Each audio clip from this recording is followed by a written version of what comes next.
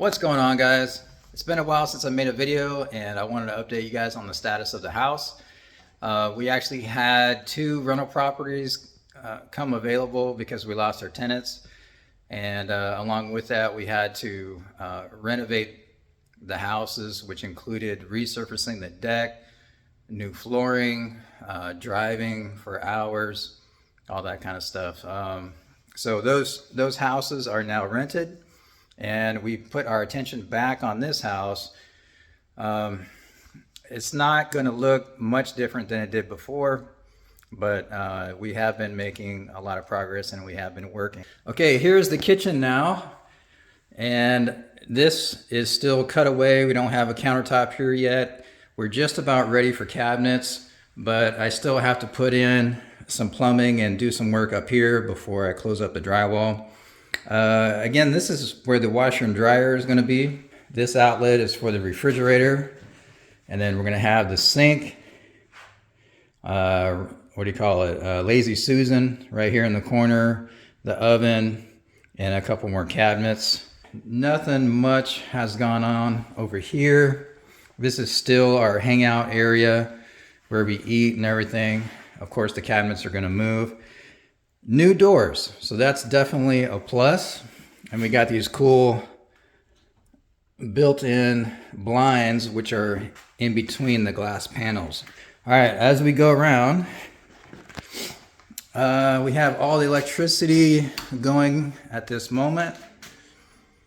My brother-in-law has also been helping me with the flooring. I've been showing him how to do it, and he's been graciously volunteering. So we have just about 2 rooms completed. About 80% of this room is done. We just have a couple more lines here, and then we have to do the closet. We haven't done this room at all. All the flooring is just stacked up in here. But let me backtrack a little bit to the bathroom. And I turn on the lights. The tub is in place, but we haven't secured it to the studs yet. The plumbing is there, it's ready to go. The drain is in place. Everything in here is ready. Electrical, plumbing, the toilet is working, it has a seal, and the water is on. That's a big plus. Now, if you guys remember, this was once a half bath. There was a sink here and a toilet, completely old, completely disgusting, different colors, mirrors like from the 70s and everything, just absolutely nasty. This stack pipe was rusted. It was metal. It was rusted at the base, so we had to chip around and chip around the concrete, get access to the connector.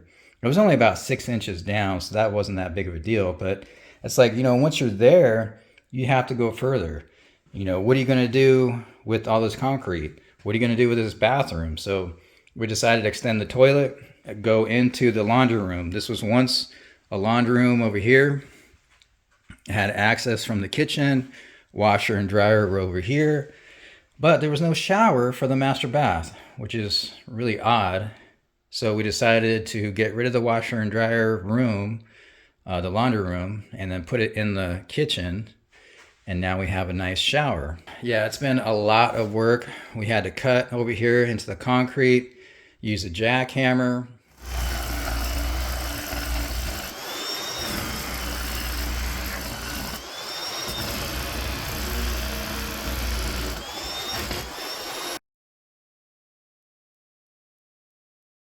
Set up the pipes. We set up a laser level to make sure our pipes are coming back at the right slope, 1/4 inch per foot.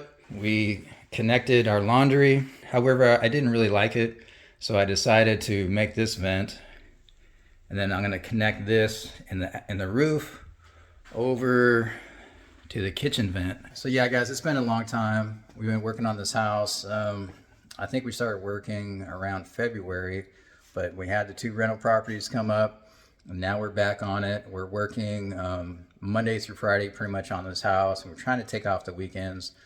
But I had a problem with my truck.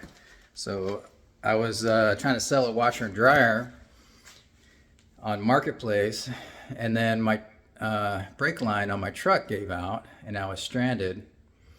And right now I have a pair of vice grips on my brake line.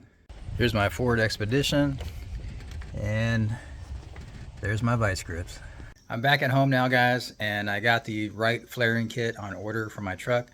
The one I ordered before was not correct because it was like a single or a traditional flare, whereas the Ford Expedition has the bubble flare. Also, I wanted to tell you guys that I sold every one of my cars that has been in my previous videos, and I have 4 new cars now. I pretty much lost money on my Kia Forte, I'm sorry, my Hyundai Elantra GT. You see, we made a little bit of money on the Hyundai Sonata, which was not on my channel, but it was on my wife's channel. It was the red one. And we have a new Sonata. It's kind of crazy, but let me show you all of our cars. Car number 1, guys, is a 2017 Hyundai Sonata. It's nothing really special, but what's crazy about this car is it only had 7,000 miles when we bought it. Even has the original tires. This was definitely garage kept. It was somebody's baby, maybe somebody's Sunday car. I'm not sure.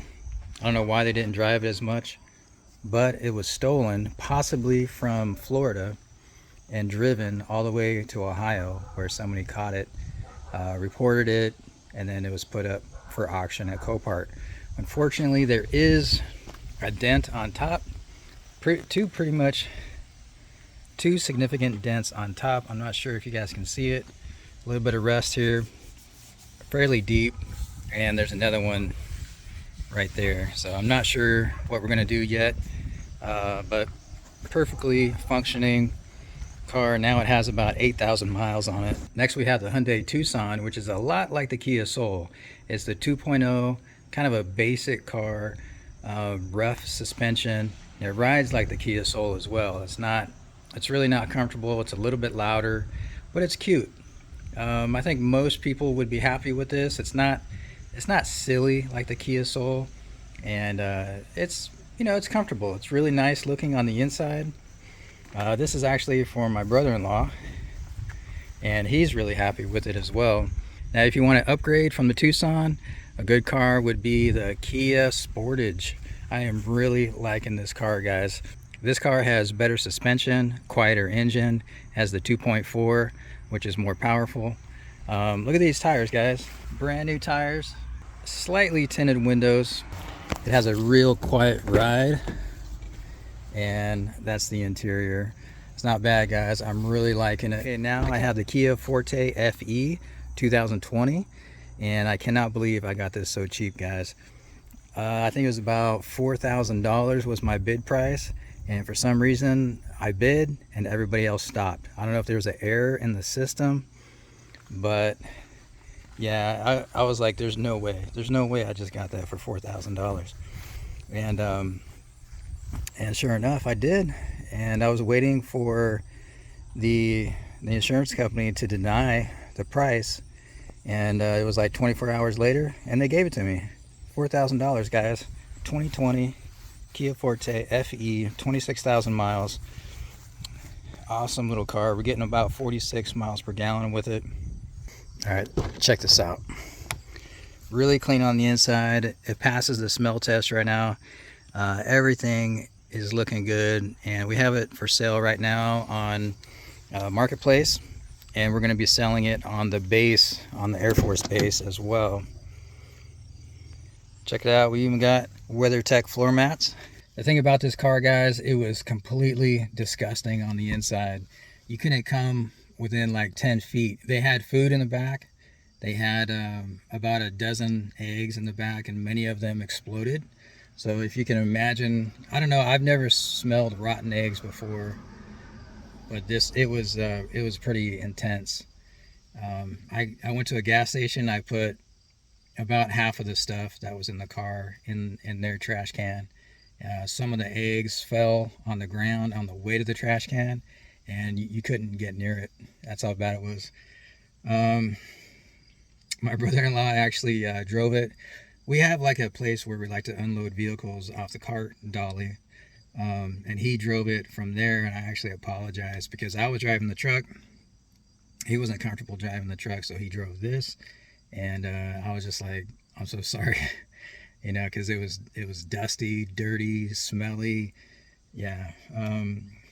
But then when we started to clean it, we found a lot of drug paraphernalia. I think we found 3 needles, a spoon, lots of aluminum, lighters, straws. So yeah, whoever took this car was just, you know, lit up on drugs, whatever, cocaine, meth. I have no idea. But yeah, there was definitely a lot of smells in this car. But it definitely smells better at this time. So I spent a lot of time cleaning it. Check out this mess, guys. Oh my gosh, I gotta clean everything. So I got like house stuff and car stuff. Yeah, it's going everywhere. But way back over here, you're gonna see my ozone generator. So ozone generator is pretty small.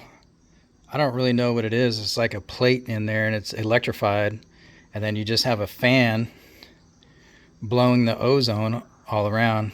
I got this one on eBay. I think it's about $35. But we are in the process of selling the car. We have it listed right now for $13,000, so that should make us about $8,000.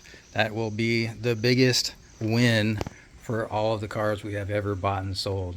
So the last thing I want to tell you guys is that the Kia Sportage is definitely burning oil. It's burning more than a quart of oil every 1,000 miles, and if I didn't have a salvage title, I'd be able to take it back to the dealer and I believe they would replace it. But I'm kind of stuck with it. I like the car.